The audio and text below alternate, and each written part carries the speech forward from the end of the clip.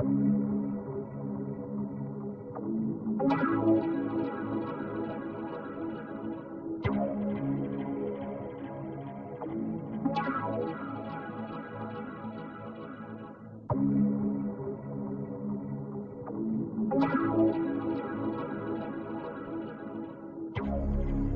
here is that agenda, the military mission statement of a right-wing think tank, the Project for the New American Century.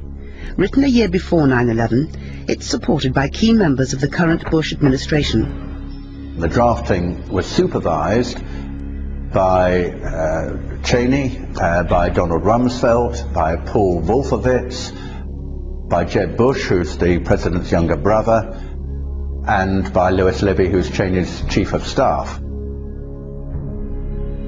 This is about control over Middle East oil. It indicates that America is aiming for global leadership, both military and economically, and what it says, I think, is chilling.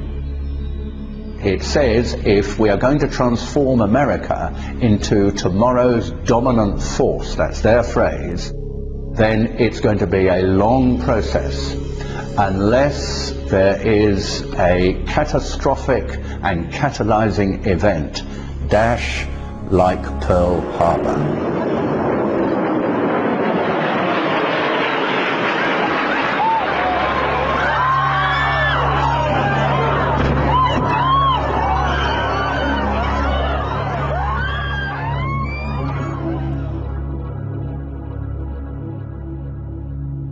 So, what happened?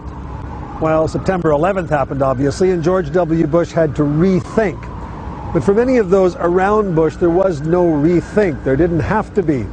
Long before September 11th, a small, influential group of neoconservatives here in Washington had wanted to see the United States transformed into a sort of benevolent ruler, unchallenged, astride the world.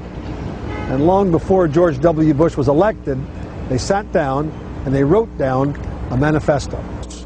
The document was effectively a charter of the Project for a New American Century, a neoconservative think tank in Washington.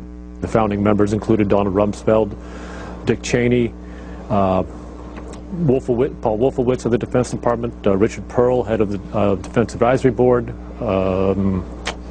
Lewis Libby, Cheney's chief of staff, John Bolton, Undersecretary of State for Arms Control, Elliot Cohen, who's on the Defense Policy Board.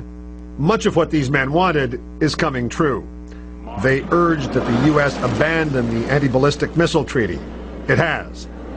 They wanted establishment of more permanent U.S. military bases abroad. That is happening in the Philippines and in Georgia and will likely happen in Iraq.